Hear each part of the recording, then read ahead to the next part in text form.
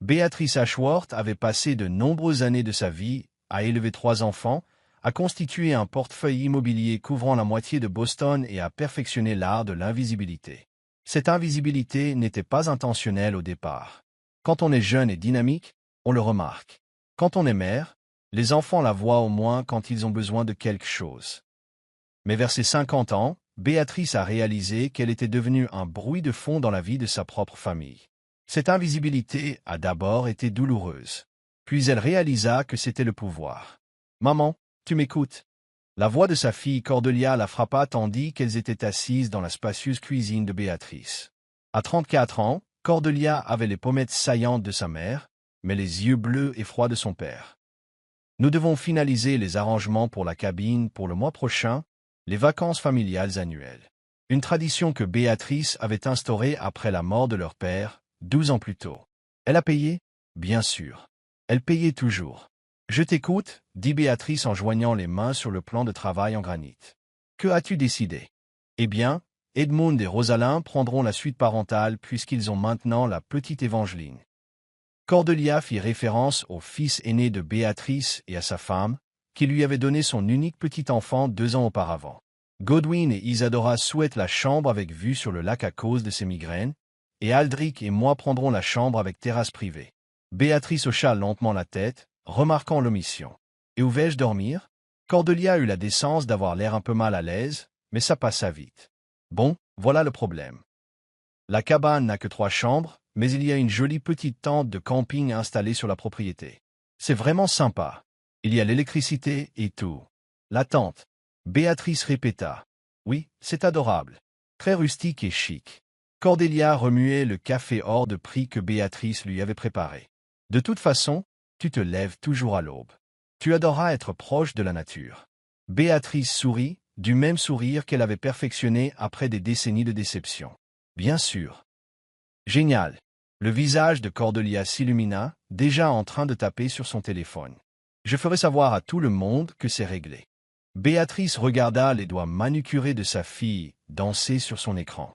Les manucures qu'elle avait payées pendant l'adolescence et les années d'université de Cordelia. Le bracelet rivière en diamant qu'elle portait au poignet reflétait la lumière, un cadeau de Béatrice pour ses 30 ans. Le sac à main de créateur, nonchalamment posé sur la chaise de la cuisine, était son cadeau de Noël précédent. Le sac à main à lui seul coûtait plus que ce que les parents de Béatrice avaient dépensé pour ses études supérieures. Son défunt mari, Richard, l'avait laissé aisé, mais sans fortune, lorsqu'il est décédé subitement d'une crise cardiaque. Ce que les enfants ignoraient, c'était comment elle avait transformé sa modeste assurance et ses économies en un empire. Alors qu'ils la prenaient pour leur mère ennuyeuse et prévisible, qui les aidait occasionnellement à payer le loyer ou les frais de scolarité, elle achetait et rénovait des immeubles dans les quartiers de Boston en pleine gentrification. Son entreprise, Rebound Property, opérait sous son nom de jeune fille, Béatrice Ashworth. Aucun de ses enfants n'avait jamais pris la peine de s'enquérir de sa vie avant leur père. Ils ne reconnaîtraient pas le nom s'ils le voyaient. « Maman, as-tu entendu ce que j'ai dit ?» Béatrice cligna des yeux, revenant au présent. « Je suis désolé. »« Quoi ?» Cordelia soupira avec l'exaspération caractéristique que ses enfants lui réservaient. « J'ai dit, tu peux t'occuper des courses avant qu'on arrive tous? Tu sais comme c'est chaotique quand tout le monde arrive affamé. »« Bien sûr, » répondit Béatrice, « je m'en occupe. »« Parfait. Tu es la meilleure. » Cordelia l'embrassa sur la joue avec désinvolture, rassembla ses affaires et s'en alla, enflammée par un parfum coûteux et un rejet désinvolte. Béatrice resta assise devant l'îlot central de la cuisine, les doigts caressant le bord de sa tasse à café, pensant à la tente. Le chalet du lac Winnipesaukee était en fait une luxueuse maison de 420 mètres carrés qu'elle avait achetée 5 ans auparavant pour investir. Elle la réservait à la famille pendant l'été et la louait le reste de l'année, une autre source de revenus dont ses enfants ignoraient l'existence. Ils pensaient qu'elle appartenait à l'ami de leur mère, qui les laissait généreusement l'utiliser chaque été. Lorsque Béatrice arriva la veille au volant de sa Volvo pleine de provisions, elle remarqua immédiatement la tente de camping. Elle était vraiment mignonne. Une tente cloche en toile dressée sur une plateforme en bois à l'orée de la propriété, à environ 50 mètres de la maison principale. À l'intérieur se trouvait un lit queen size avec des draps blancs impeccables, des lanternes à piles et une petite commode. La salle de bain attenante était équipée de toilettes et d'une douche. Elle n'était pas inconfortable, juste distinctement séparée. Elle déballa les courses, prépara plusieurs repas à l'avance et disposa des paniers de bienvenue dans chaque chambre, sauf dans sa tente. Puis, assise sur la vaste terrasse surplombant le lac, elle contempla le coucher de soleil avec un verre de vin, se demandant comment elle était devenue une aide plutôt qu'une matriarche. Ils arrivèrent le lendemain après-midi dans un convoi de véhicules de luxe. Edmund dans son Range Rover avec sa femme Rosalind et sa petite-fille Evangeline, Godwin et sa femme Isadora dans leur Tesla, et Cordelia avec son mari Aldrich dans leur SUV Mercedes. Béatrice les accueillit sur le porche, acceptant de brèves accolades avant qu'ils ne s'exclament devant la maison et ne se précipitent vers leur chambre. Grand-mère, Evangeline, 2 ans, courut vers elle, les bras tendus, la seule vraiment heureuse de la voir. Béatrice la prit dans ses bras, respirant son doux parfum. « Voilà mon rayon de soleil », murmura-t-elle en la serrant contre elle. Rosalind s'approcha, ses lunettes de soleil de créateur remontées dans ses cheveux parfaitement méchés. « Merci d'avoir rempli le frigo, Béatrice. Tu m'as sauvé la vie. » Béatrice hocha la tête et déposa Evangeline qui se débattait pour se libérer. Sa belle-fille ne l'avait jamais appelée « mère », ni rien de tel. Ils maintinrent une distance polie qui leur convenait à tous deux. La première journée se déroula plutôt agréablement. Béatrice prépara les repas, nettoya ensuite et se rendit utile et discrète. Le soir, tout le monde était installé sur la terrasse avec des cocktails tandis qu'elle couchait Evangeline, lui lisant 3 histoires jusqu'à ce qu'elle s'endorme. Lorsque Béatrice rejoignit les adultes, ils étaient plongés dans une conversation immobilière. Le marché immobilier à Boston est fou. Disait Aldrich. Notre loyer vient d'augmenter encore de 15%. Un vol à main armée. Pareil pour moi, ajouta Godwin. Cette entreprise renaissante a racheté notre bâtiment l'année dernière. Ils ont tout rénové et augmenté les prix. Béatrice s'assit tranquillement et prit son verre de vin. Des propriétés qui renaissent, demanda-t-elle innocemment. Je crois en avoir entendu parler. Il y en a partout, se plaignit Cordelia.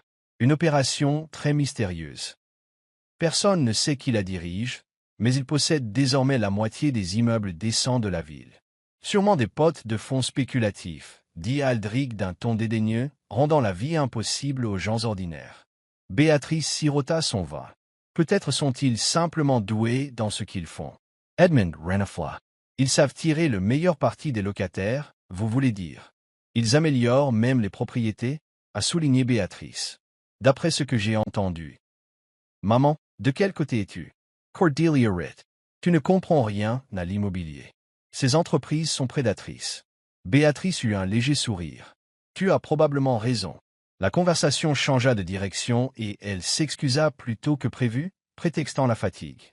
Le chemin menant à sa tente était éclairé par des lampes solaires, la guidant loin de sa famille et vers son espace réservé. Alors qu'elle se préparait à se coucher dans les petits bains publics, elle entendit des rires provenant de la maison principale, des sons qui se propageaient facilement dans l'air nocturne. Elle dormit étonnamment bien sous la tente, se réveillant à l'aube comme Cordelia l'avait prédit. Elle prépara du café dans la maison principale et s'assit sur le quai, regardant la brume se lever du lac. Le temps que tout le monde commence à s'activer, son petit déjeuner était prêt. Pain perdu, fruits frais, bacon et café. « Maman, tu n'aurais pas dû te donner autant de mal, » dit Edmund en se servant une généreuse portion. « Ce n'est pas un problème, » répondit-elle. « J'aime cuisiner pour vous tous. On devrait faire quelque chose de gentil pour maman aujourd'hui, suggéra Godwin autour d'une bouchée de bacon. Elle prend toujours soin de nous. Absolument, acquiesça Rosalind. Qu'aimerais-tu faire, Béatrice? Je suis heureuse de passer du temps avec elle, dit Béatrice, la réponse attendue. Tu vois, maman est facile à satisfaire, dit Cordelia, comme si le contentement de Béatrice pour les plaisirs simples était un défaut plutôt qu'une vertu. La journée s'est déroulée entre navigation, baignade et randonnée, à laquelle tout le monde a participé, sauf Isadora et Béatrice. Isadora, prise d'une migraine, a dû se retirer dans sa chambre obscure. Béatrice est restée pour préparer le dîner et surveiller Evangeline. Dès la 3e nuit, les habitudes étaient bien établies. Béatrice cuisinait, nettoyait et s'occupait de sa petite fille pendant que les autres s'amusaient. De temps en temps, l'une d'elles disait « Maman, assieds-toi et détends-toi. » mais ils ne lui accordaient aucune place dans leurs conversations ni dans leurs activités. Le travail ne la dérangeait pas. Ce qui la blessait profondément, c'était cette présomption, ce sentiment de droit, cette façon dont sa présence n'était reconnue qu'en fonction de ce qu'elle pouvait apporter. Le 4e soir, tout changea. Ils avaient fini de dîner, un plat de fruits de mer que Béatrice avait passé des heures à préparer. Le vin coulait à flot, et ses enfants et leurs conjoints étaient plus détendus, plus bruyants que d'habitude. Elle commença à débarrasser les assiettes quand Cordelia l'arrêta. « Maman, attends, on a quelque chose à te dire. » Béatrice s'assit, laissant la pile de vaisselle, remarquant qu'il s'était positionné face à elle, uni. « Qu'est-ce qu'il y a » demanda-t-elle, l'estomac noué par une intuition maternelle. « Nous avons discuté, » commença Edmund, prenant les devants, en tant qu'aîné, au sujet de ta situation. « Ma situation » répéta Béatrice. « Tu te balades toute seule dans cette grande maison, » intervint Godwin. « Financièrement, ce n'est pas logique. »« Tu vieillis » ajouta Cordelia, sa voix prenant ce ton particulier qu'on emploie avec les enfants et les personnes âgées. « Nous nous inquiétons pour vous. » Béatrice regarda chacun de leurs visages, ces adultes qu'elle avait élevés, nourris et lancés dans le monde. « Je suis parfaitement capable de gérer mes propres affaires. »« Bien sûr que tu le es, » dit Edmund d'un ton apaisant. « Mais ne serait-il pas plus judicieux de vendre la maison, d'emménager dans un endroit plus abordable et peut-être d'aider un peu tes enfants? L'immobilier à Boston nous tue, maman. » Et voilà que le véritable objectif était dévoilé. « Je vois, » dit doucement Béatrice. « Tu veux que je vende ma maison pour pouvoir subvenir à tes besoins. »« Ce n'est pas juste, » protesta Cordelia. « Nous pensons aussi à ton avenir. Et si tu tombais, qui t'aiderait? »« J'ai 58 ans, pas 88, » répondit Béatrice d'une voix calme. « Et je suis en excellente santé, maman. »« Ne soyez pas difficile, » dit Godwin. « Nous essayons de vous aider. » En me suggérant de vendre ma maison et de vous donner l'argent, un silence gêné s'installa autour de la table. Aldric l'interrompit d'un rire qui tentait de détendre l'atmosphère. « Allez, Béatrice, tu n'utilises pas tout cet espace. Pendant ce temps, vos enfants ont du mal à payer des loyers exorbitants. Ce n'est pas comme si vous aviez besoin d'argent pour quoi que ce soit. » Béatrice sentit une sensation de froid et de dureté se cristalliser dans sa poitrine. « Et que m'arriverait-il dans ce cas-là » demanda-t-elle. « Où vivrais-je » Ils échangèrent un regard. Enfin, commença Edmund avec hésitation. « Rosalind et moi avons ce sous-sol aménagé. Il faudrait quelques travaux, mais... » « Je suis désolé, » interrompit Béatrice. « Tu veux que je vende ma maison et que j'habite dans ton sous-sol? » « C'est un très beau sous-sol, » proposa Rosalind, comme si cela rendait la suggestion moins insultante. Béatrice regarda ces gens autour d'elle, ses enfants et les conjoints qu'ils avaient choisis. Et pour la première fois depuis des décennies, elle s'autorisa à les voir clairement. « Je crois que je vais me coucher, » dit-elle. Je me suis levée de table. Personne n'a protesté. Personne ne s'est excusé. Leur silence confirmait tout. Réfléchis grec, mère. Cordelia l'appela. C'est logique. Béatrice marcha jusqu'à sa tente dans l'obscurité, le chemin éclairé seulement par les faibles rayons du soleil et une lueur de lune. À l'intérieur, elle s'assit au bord du lit, parfaitement immobile, laissant la douleur se transformer en quelque chose de plus dur, de plus froid, de plus utile. Au matin, sa décision était prise. Béatrice prépara des crêpes en forme d'animaux pour Évangeline, qui poussa des cris de joie à chaque fois. Ses enfants évitèrent son regard, sentant peut-être qu'ils avaient dépassé les bornes. « Belle journée », remarqua Béatrice d'un ton aimable en servant le café. « Qu'est-ce que tout le monde prépare ?» La tension s'apaisa lorsqu'ils comprirent qu'elle ne ferait pas de scène. On discuta des projets. Faire du bateau. Une virée chez le glacier du coin. Peut-être une partie de tennis plus tard. Activité normale de vacances. Béatrice souriait et hochait la tête à intervalles réguliers. « Iti toi maman » demanda Godwin. « Un rameau d'olivier. »« Je pensais aller un peu en ville, » répondit-elle. « Quelques courses à faire. » Personne ne se demandait quelles courses elle pouvait bien avoir à faire dans une ville qu'elle ne visitait qu'une fois par an. Personne ne lui proposait de l'accompagner. Personne ne s'en souciait. Au volant de sa Volvo, Béatrice ne se rendit pas au pittoresque centre-ville, mais à un élégant immeuble de bureaux situé à 30 minutes de là. Sur la porte, l'enseigne indiquait « Reborn Property, Division Nord-Est ». Son assistante, Margaret, leva les yeux, surprise, lorsqu'elle entra. Béatrice, je croyais que tu étais en vacances avec ta famille. Oui, oui, répondit-elle en s'installant sur la chaise en face du bureau de Margaret. Mais il m'est arrivé quelque chose. J'ai besoin que vous récupériez les dossiers de location des appartements Beacon Hill, Harborview et Riverside Terrace. C'étaient les 3 propriétés où vivaient ses enfants, toutes détenues par Reborn, gérées par des sociétés écrans et des sociétés de gestion immobilière. Elle avait délibérément gardé ses distances avec ses investissements, laissant à d'autres le soin de gérer les opérations courantes. Margaret répondit immédiatement. Efficace comme toujours, elle travaillait avec Béatrice depuis 10 ans et savait qu'il valait mieux ne pas poser de questions. Pendant que Margaret rassemblait les dossiers, Béatrice passa plusieurs coups de fil. À son retour, Béatrice avait pris rendez-vous avec son avocat et son conseiller financier pour la semaine suivante. « Voilà, dit Margaret en posant 3 dossiers sur le bureau. Tu cherches quelque chose de précis? Je consulte simplement les contrats de location, répondit vaguement Béatrice. Et Margaret, s'il te plaît, ne parle de ma visite à personne. Vacances en famille et tout. Je suis censé me détendre. Bien sûr, acquiesça Margaret. Ton secret est bien gardé avec moi. Béatrice passa 1 heure à examiner les dossiers. Edmund et Rosalind payaient $3,800 par mois pour leurs 2 pièces à Beacon Hill. Godwin et Isadora payaient $3,200 pour leur 1 pièce à Harborview. Cordelia et Aldrich payaient $4,100 pour leurs 2 pièces à Riverside Terrace. Tous les prix étaient légèrement inférieurs au marché. Elle leur avait inconsciemment proposé des offres à leur insu. Elle prit quelques notes, puis rendit les dossiers à Margaret. « J'ai besoin que vous rédigiez des avis de non-renouvellement pour ces 3 logements, dit-elle, avec effet dans 60 jours. Margaret Parrott surprise. Tous les 3.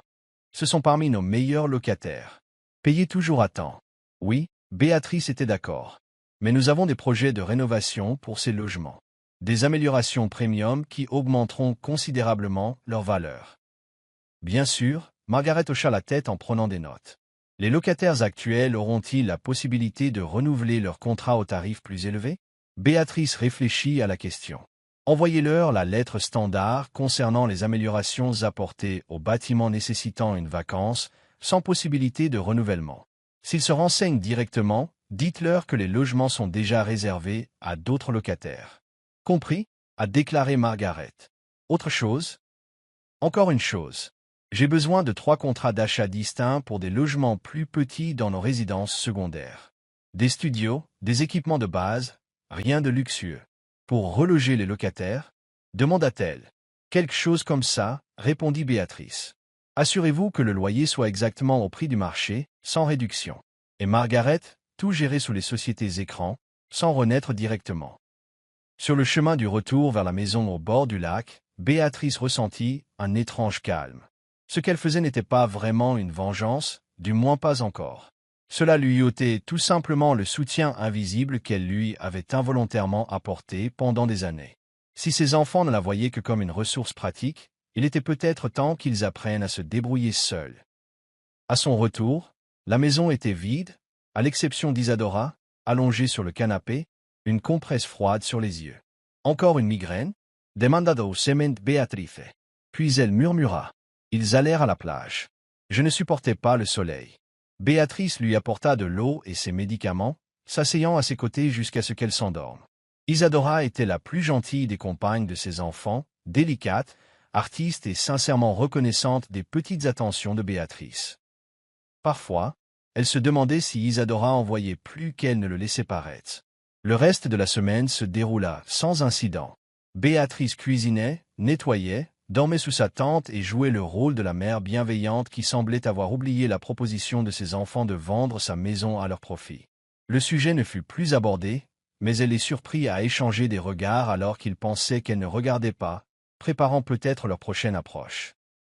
Pour leur dernière soirée, ils organisèrent un barbecue sur la terrasse. Edmund s'occupa du grill, la seule tâche traditionnellement masculine que ses fils acceptaient d'accomplir, tandis que Béatrice préparait les accompagnements et mettait la table. « Maman, cette semaine a été formidable », dit Cordelia en se servant de la salade de pommes de terre que Béatrice avait préparée. « On devrait faire ça plus souvent. UX fois par an au lieu de seulement l'été. Peut-être une escapade hivernale au chaud, approuva Godwin. Ça a l'air génial, dit Béatrice, même si je ne suis pas sûr que mon ami approuverait que nous utilisions le chalet plus souvent. À ce propos, intervint Edmund. Mais qui est donc cet ami mystérieux? On vient ici depuis des années et on ne l'a jamais rencontré. Beatrice Surratt. C'est quelqu'un que je connais depuis longtemps. Eh bien, ils doivent être riches, commenta Aldrich en désignant la luxueuse maison. Un endroit comme celui-ci doit valoir, quoi, 2 millions au moins? Acquiesca Rosalind. Rien que le bord du lac. Peut-être que ton ami envisagerait de vendre, suggéra Cordelia d'un ton malicieux. On pourrait tous mettre la main à la poche et la garder dans la famille. Béatrice faillit rire devant l'ironie. Je ne pense pas qu'il soit intéressé par la vente, mais je vais en parler. Après le dîner, alors que le soleil se couchait sur le lac, Edmund leva son verre. Un toast, annonça-t-il, à maman pour avoir rendu cette semaine possible. On vous aime. Ici, répétèrent-ils tous en levant leur verre. Béatrice sourit et leva le sien en retour, scrutant leur visage dans la lumière dorée. Ses enfants, devenus des adultes beaux, accomplis et pleinement satisfaits de leurs droits, n'avaient jamais posé de questions sur ses rêves, ses ambitions au-delà de la maternité. Aucun n'avait envisagé qu'elle puisse avoir une identité distincte de ce qu'elle pouvait leur apporter. « Je vous aime tous aussi, » dit-elle, sincèrement malgré tout. C'était le cruel paradoxe de la parentalité. On pouvait aimer profondément et pourtant voir clair. Tandis qu'ils bavardaient et riaient, Béatrice restait assise en silence, déjà distraite par leur conversation. Son esprit était tourné vers les lettres qui arriveraient à leurs appartements une semaine plus tard, vers les appels téléphoniques bouleversés qui suivraient, vers la dégradation progressive de la vie confortable qu'ils avaient tenue pour acquise. Plus tard dans la nuit, sous sa tente, elle écoutait les bruits du lac, le clapotis de l'eau sur la rive, le chant des oiseaux de nuit, le murmure lointain des voix provenant de la maison. Pour la dernière fois, elle s'autorisa à ressentir la douleur d'être reléguée aux marges de sa propre famille. Demain, elle entamerait sa transformation de mère invisible en force visible. Il la prenait pour une vieille femme devenue inutile. Ils allaient découvrir à quel point ils avaient tort. 2 semaines après leur retour de la maison du lac, le téléphone de Béatrice se mit à sonner sans cesse. D'abord Edmund, puis Godwin et enfin Cordelia. Tout s'appelait à quelques heures d'intervalle, la voix crispée par la panique. « Maman, tu ne vas pas le croire. » La voix d'Edmund grésillait dans le haut-parleur. Béatrice remuait son thé tranquillement, assise dans son jardin où les fleurs de fin d'été s'épanouissaient en une profusion soigneusement planifiée. « Nous venons de recevoir un avis. Il ne renouvelle pas notre bail. »« Oh, c'est dommage, » répondit-elle. « Damage, c'est un désastre. Le marché locatif de Boston est intenable en ce moment. Et avec Évangeline en maternelle, on ne peut pas déménager n'importe où. Je suis sûr que tu trouveras une solution, dit Béatrice. Rosalind et toi, vous êtes pleines de ressources. C'est tout? C'est tout ce que tu as à dire? Sa voix s'éleva, incrédule. Que veux-tu que je dise, Edmund? Demanda-t-elle doucement. Il y eut un silence, et elle pouvait presque entendre les calculs se dérouler dans sa tête. Eh bien, tu te souviens de ce dont on a parlé au lac? Ta maison était trop grande? C'est peut-être un signe. Tu sais, le moment est peut-être parfait pour nous tous. Je vois, dit Béatrice. Alors tu voudrais que je vende ma maison maintenant pour que tu puisses en acheter une autre? Ou juste m'aider à verser un acompte? Il fit marche arrière. Le marché est fou, maman. Oui, elle était d'accord. C'est ce que j'ai entendu. J'ai répondu, laisse-moi y réfléchir. Des conversations similaires eurent lieu avec Godwin et Cordelia. Tous deux reçurent des avis de non-renouvellement. Tous deux l'appelèrent, paniqués. Tous deux finirent par lui suggérer que le moment était peut-être venu pour elle de déménager et de les aider à trouver un nouveau logement. Aucun d'eux ne lui demanda si elle allait bien, si elle avait besoin de quoi que ce soit ou comment se passait sa journée. Elle représentait simplement une solution potentielle à leurs problèmes. Béatrice laissa passer une semaine avant de les inviter tous à dîner le dimanche. Ils arrivèrent l'air stressés, échangeant des anecdotes sur le problème de logement pendant qu'elle servait du rôti braisé, leur plat préféré d'enfance. « Je n'arrive pas à croire que nous ayons reçu ces avis tous les trois en même temps, » dit Cordelia en piquant ses carottes. « C'est comme une sorte de complot. Des propriétés renaissantes, » murmura Godwin d'un ton sombre. « J'ai cherché. Ils achètent des immeubles partout dans la ville, les rénovent et doublent les loyers. Exactement ce que je vous ai dit au lac, ajouta Aldrich. Le capitalisme prédateur a son apogée. Béatrice sourit faiblement en remplissant leur verre de vin.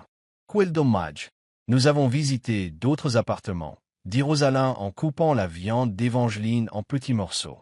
Tout ce qui est dans notre gamme de prix est soit un placard, soit un quartier dangereux. Mais man, commença Edmund en croisant le regard de ses frères et sœurs. On a parlé de ta maison. Et toi? Béatrice posa la saucière et prit place en bout de table. C'est la solution idéale. Cordelia s'y lança avec empressement. Vous vendez ce bien. Il doit valoir 2 millions, au moins sur ce marché. Et nous utilisons une partie des bénéfices pour garantir un logement à tous. Et où vivrai-je? Demanda Béatrice, la question en suspens, comme à la Maison du Lac. Nous avons fait des recherches sur les résidences pour personnes âgées, répondit Godwin comme si c'était son idée depuis le début. Des endroits vraiment sympas, avec des activités et des gens de ton âge. J'ai 58 ans, lui rappela TL. Certains d'entre eux accueillent des résidents des 55 ans, ajouta Rosalind avec complaisance. Ce ne sont pas des maisons de retraite, Béatrice. Ce sont de véritables centres de villégiature. Et quelle part de la vente de ma maison serait consacrée à ce complexe hôtelier? Demanda-t-il. D'autres regards gênés se succédèrent autour de la table. Edmund, commença-t-elle prudemment. Ces endroits peuvent être chers, mais votre maison vaut beaucoup. Il nous resterait encore beaucoup d'argent pour nous aider à nous loger. Béatrice hocha lentement la tête en buvant une gorgée de vin. Je comprends. Vous voulez que je vende ma maison, que j'emménage dans une résidence pour personnes âgées et que je répartisse le reste des fonds entre vous pour que vous puissiez acheter ou louer de nouveaux logements. Vu comme ça, c'est terrible. Cordelia protesta. Nous essayons simplement de trouver une solution qui convienne à tout le monde. Pour tout le monde, répéta Béatrice. Je vois. Mais man, any sois part of a seal, Superior Edmund. Nous sommes en crise. Béatrice posa son verre et les regarda tour à tour. Ces adultes qu'elle avait élevés, qui ne la considéraient plus que comme une ressource gênante à distribuer. J'ai une meilleure idée, dit-elle. Ils se sont redressés, l'impatience se lisant dans leurs expressions. J'ai des biens d'investissement que vous ne connaissez peut-être pas, a-t-elle poursuivi. De petits logements, rien de luxueux, mais disponibles immédiatement. Je pourrais vous les proposer au prix du marché. Vous avez des biens d'investissement? Carwin Parrotchoke. Depuis quand? J'économise et j'investis depuis des années, dit-elle vaguement. Tu croyais que j'avais dépensé tout mon argent pour toi? C'est super, maman, dit Edmund, recalculant visiblement. Où sont ces endroits? Dorchester, Roxbury et East Boston, répondit-elle. Comme je l'ai dit, rien d'extraordinaire, mais propre et sûr. Leurs visages s'assombrirent à l'unisson. Ce n'étaient pas les quartiers chics auxquels ils étaient habitués. C'est vraiment loin de mon bureau, dit aussitôt Cordelia. Et l'école maternelle d'Evangeline est à Beacon Hill, ajouta Rosalind. Nous apprécions l'offre, mère, commença Godwin. Mais tu préfères que je vende ma maison? Termina Béatrice à sa place. Le silence s'installa autour de la table. C'est plus logique, dit finalement Aldrich. Ta maison est bien trop grande pour une seule personne. Ces logements dont tu parles sont probablement plus à ta taille de toute façon. Alors je devrais emménager dans l'un d'eux, demanda-t-elle innocemment. Eh bien non, Edmund fit marche arrière. Tu mérites mieux que ça. C'est pourquoi nous te suggérons une belle résidence pour seniors. Béatrice hocha la tête et reprit sa fourchette. Je vais vous dire. Passez à mon bureau demain à 10 heures. Je vous montrerai les logements disponibles, et si cela ne vous intéresse pas, nous pourrons discuter d'autres options. Votre bureau? Demanda Cordelia, perplexe. Des propriétés renaissantes, dit-elle calmement, observant leurs expressions. Je crois que vous le connaissez. Pendant un moment, personne ne parla. Puis des rires nerveux éclatèrent autour de la table. Bien joué, maman, dit Godwin. Pendant une seconde, j'y ai pensé. 10 heures, répéta Béatrice d'une voix ferme. Le bureau de Newberry Street. Mon assistante Margaret vous attend. Maman, que dites-vous? Demanda Edmund, sa fourchette figée à mi-chemin entre sa bouche et la sienne. Je dis que j'ai une solution à votre problème de logement, répondit-elle. Et je dis qu'il y a pas mal de choses que tu ignores sur moi. Elle se leva et commença à débarrasser les assiettes, même si personne n'avait fini de manger. Et maintenant, qui veut du dessert? J'ai fait ta tarte aux pommes préférée. Ils échangèrent des regards perplexes, visiblement incapables de comprendre ce qu'elle venait de révéler. Béatrice se déplaçait autour de la table, telle une hôtesse parfaite, coupant la tarte et ajoutant des boules de glace à la vanille dans chaque assiette, tandis que ses enfants restaient assis, stupéfait. Mange, mange, encouragea-t-elle en distribuant le dessert. Et n'oubliez pas votre rendez-vous demain, à 10 heures précises. Je n'aime pas attendre. La révélation avait été délivrée avec la même efficacité désinvolte avec laquelle elle avait géré leur vie pendant des décennies. Mais cette fois, c'était elle qui avait le contrôle. Le bureau de la propriété rénovée occupait le dernier étage d'une maison en grès brun restaurée de Newberry Street. Des baies vitrées offraient une vue imprenable sur la ville qu'elle avait conquise en silence au cours de la dernière décennie. Béatrice Ashworth arriva à 9 heures, se donnant le temps de se préparer à la confrontation à venir. Ils appellent sans arrêt depuis 7 heures du matin, l'informa Margaret en posant une tasse de café sur son bureau.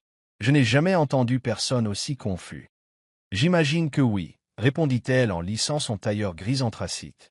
Elle s'était habillée avec soin aujourd'hui. Fini les tenues décontractées de maman. Aujourd'hui, c'était Béatrice Ashworth, PDG de Reborn Property. Êtes-vous sûr de cela?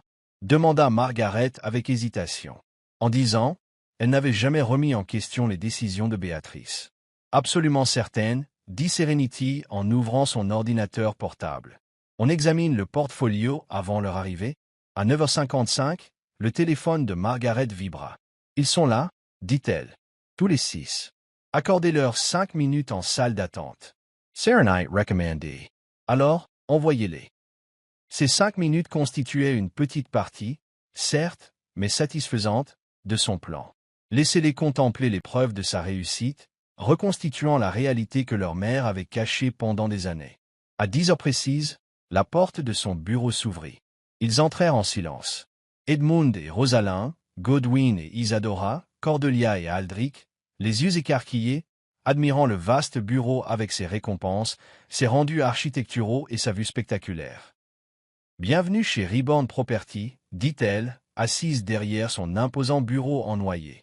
Veuillez vous asseoir. » Ils s'assirent, raides, sur le canapé et les fauteuils en cuir disposés devant son bureau, la regardant comme une étrangère. « C'est une blague ?» demanda finalement Edmund. « Ça a l'air d'une blague ?» Elle fit un geste autour du bureau. « Vous nous dites que vous êtes propriétaire de Reborn Property ?» La voix de Godwin était incrédule. « L'entreprise qui nous expulse de nos appartements? Je ne te le dis pas, répondit-elle calmement. Je te le montre. Et oui, Reborn possède tes immeubles, entre autres. Comment est-ce possible? Demanda Cordelia. Tu es juste, notre mère. Sa façon de dire, maman, comme si c'était synonyme d'insignifiant, cristallisait tout. Je n'ai été qu'une mère pour toi pendant des décennies, acquiesça-t-elle. Mais pour le reste de Boston, je suis Béatrice Ashworth, fondatrice et PDG de Reborn Property. Ashworth, répéta Aldrich. Ce n'est même pas ton nom. C'est mon nom de jeune fille, expliqua-t-elle.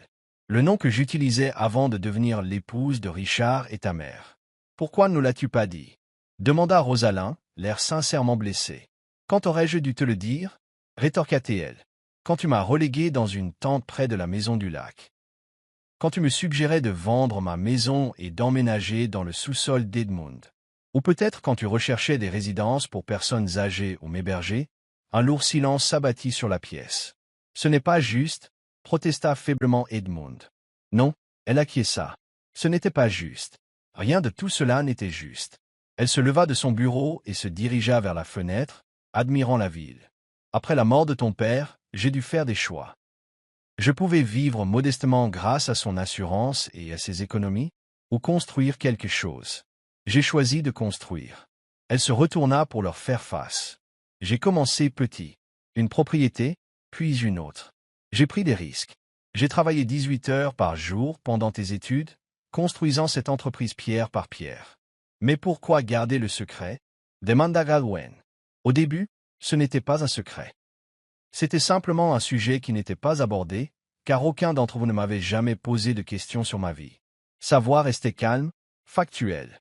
Plus tard, lorsque Reborn a connu le succès, j'ai réalisé qu'aucun d'entre vous ne me voyait comme une personne ambitieuse ou douée.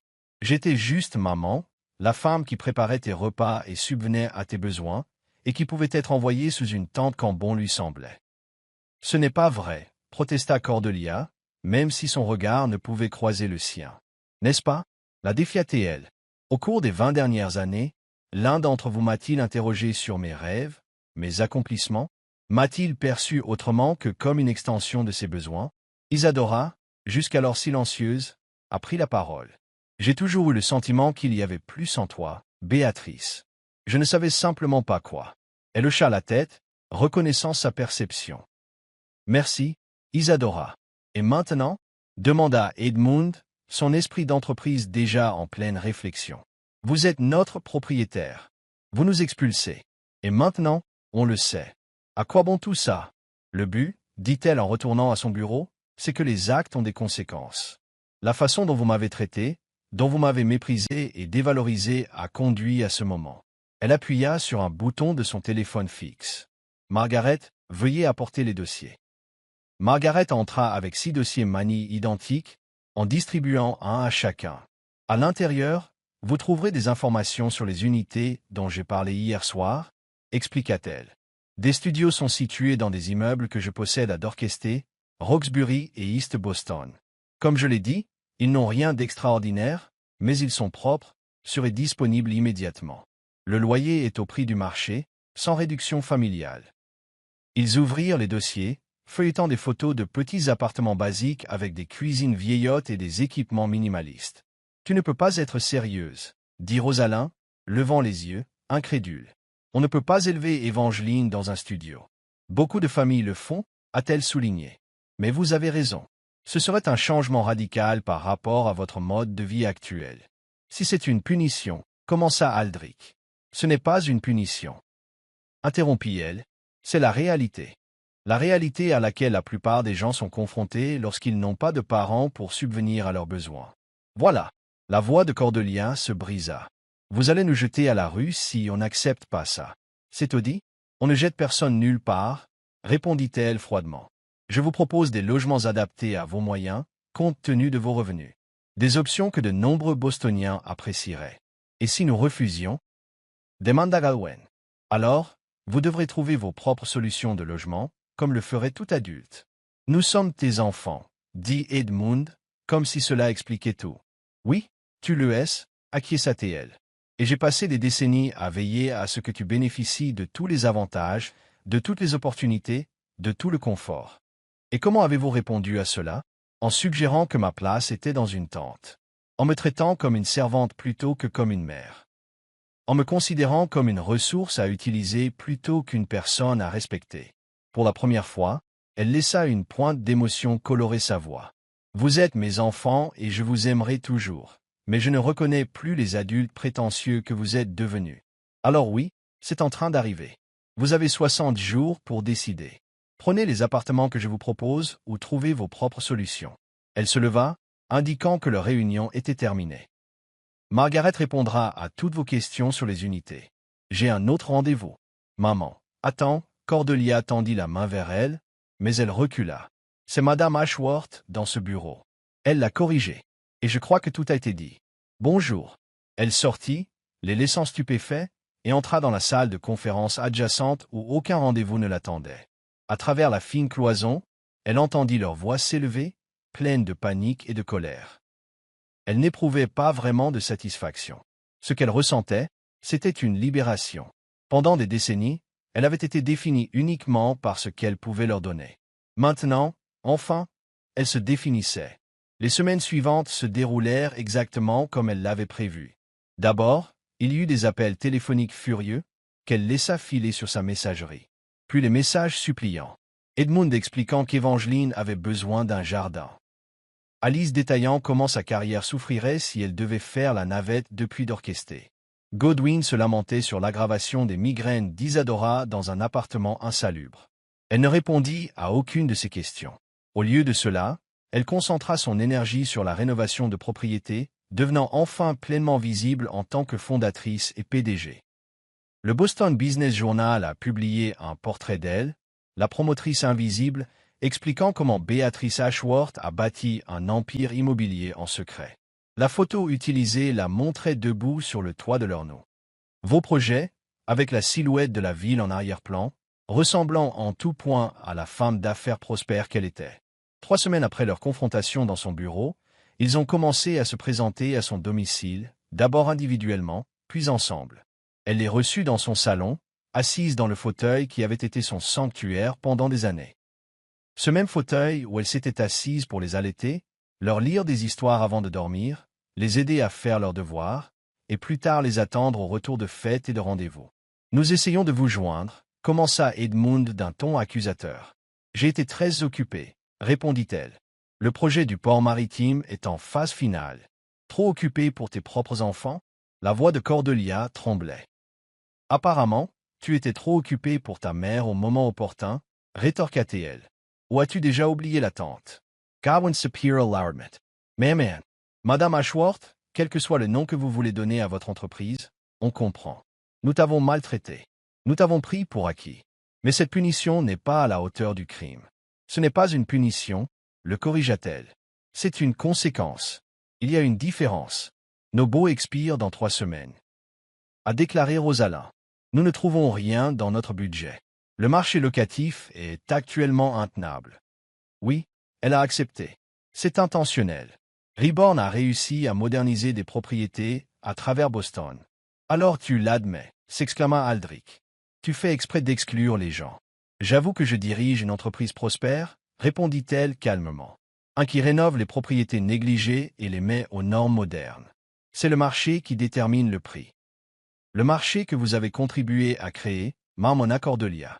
Elle haussa les épaules. Le capitalisme fonctionne dans les 2 sens. Il vous a donné une vie confortable, et maintenant il la rend moins confortable. Les appartements que j'ai proposés sont toujours là. Ils sont petits, mais convenables. Nous les avons visités, a déclaré Edmund. Ce n'est pas ce à quoi nous sommes habitués. Non, acquiesça-t-elle. Ce n'est pas ce à quoi nous sommes habitués. Mais c'est ce que la plupart des gens seraient reconnaissants d'avoir. Un lourd silence s'abattit sur la pièce. Ces enfants échangèrent des regards, une communication silencieuse s'établit entre eux. Maman, dit finalement Cordelia, la voix plus douce. Nous comprenons que tu sois blessé. Nous avons été inconsidérés et égoïstes à la maison du lac et après. Nous sommes désolés. Vraiment désolés. C'étaient les excuses qu'elle attendait. Mais ce n'était pas un véritable remords, mais du désespoir. Merci de l'avoir dit, répondit-elle. Mais cela ne change rien à ma décision. Qu'attendez-vous de nous? Demanda Godwin, la frustration perceptible dans sa voix. Nous nous sommes excusés. Nous avons admis notre erreur. Que pouvons-nous faire d'autre? Elle les observa attentivement. Ces adultes qu'elle avait élevés n'avaient toujours pas saisi la leçon fondamentale. Ce n'est pas une question de savoir ce que l'on peut faire, expliqua-t-elle. C'est qui tu es devenu qui tu es. Tu me vois. Tu m'as toujours vu comme une ressource plutôt que comme une personne. Alors que tu pensais que je n'avais rien de valable à offrir, si ce n'est un soutien financier, tu m'as envoyé sous une tente. Quand tu as découvert que j'avais du pouvoir, tu as soudain voulu te réconcilier. Ce n'est pas juste, protesta Edmund. N'est-ce pas? Lança-t-elle. Lequel d'entre vous a posé une seule question sur la façon dont j'ai construit Reborn? Sur mes rêves ou mes aspirations? Sur ma vie en dehors de mon rôle de mère? Aucun d'eux n'a répondu. Tu t'excuses parce que tu as besoin de moi? Continua-t-elle. Pas parce que tu comprends vraiment ce que tu as fait de mal. Alors c'est fini? La voix de Cordelia se brisa. Après tout ça, tu nous coupes la parole? Je te traite comme les adultes que tu es, corrigea-t-elle. Des adultes qui doivent subir les conséquences de leurs actes et de leurs attitudes. Et Évangeline? Demanda Rosalind, jouant sa dernière carte. Elle est innocente dans tout ça. Punirais-tu ta propre petite fille? Pour la première fois, elle ressentit un doute. Évangeline était belle et bien innocente, une lumière dans sa vie.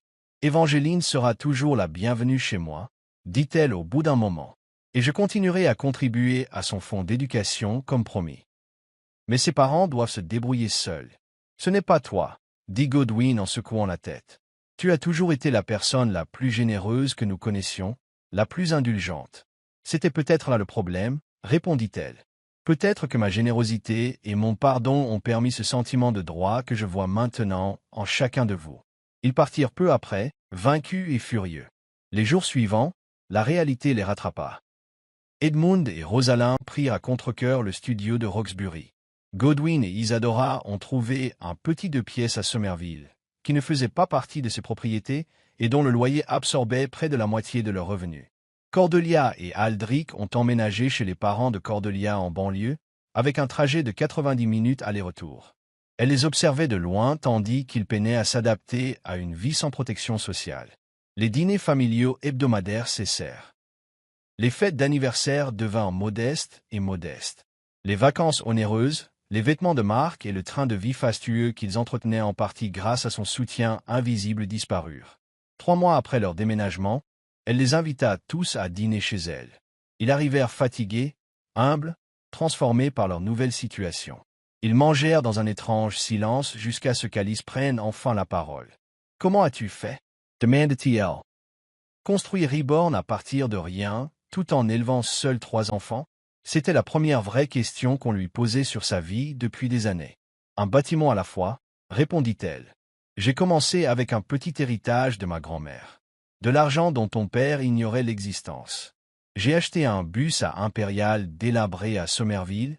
Je l'ai rénové moi-même les week-ends pendant que tu étais chez les parents de ton père, et j'ai réinvesti les bénéfices. » « Tu as fait les rénovations toi-même » demanda Edmund, surprise. « J'ai suivi des cours au collège communautaire, expliqua-t-elle. Le soir, le week-end, dès que possible. Menuiserie de base, plomberie, électricité. Assez pour savoir quand les entrepreneurs essayaient de m'arnaquer. Je n'en avais aucune idée, dit doucement Godwin.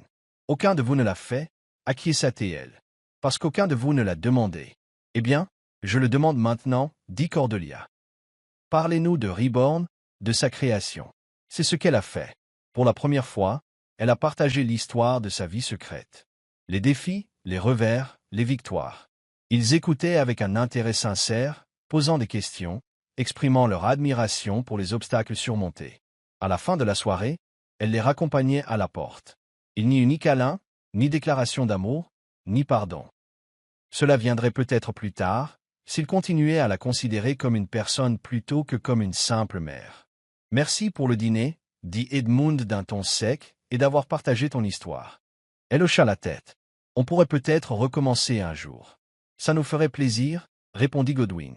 Après leur départ, Béatrice retourna dans son salon, sur le fauteuil qui avait tant témoigné de leur histoire familiale. La vengeance qu'elle avait exercée n'avait pas pour but de les punir, pas vraiment. Il s'agissait de les forcer à voir vraiment, la femme qui leur avait donné la vie, qui s'était sacrifiée, avait bâti et rêvé alors qu'ils la tenaient pour acquise. Certaines blessures ne peuvent jamais être pardonnées, seulement vengées. Mais la vengeance ne ressemble pas toujours à la destruction. Parfois, elle ressemble à la vérité enfin révélée. Elle ne savait pas si ses enfants et elle parviendraient un jour à reconstruire ce qui avait été brisé. Mais pour la première fois depuis des décennies, ils la voyaient non pas comme une ressource, une servante ou une simple occupante, mais comme une femme de valeur. Salutless Amis. Merci beaucoup d'avoir regardé jusqu'au bout. N'oubliez pas d'aimer, de commenter et de vous abonner. Au revoir.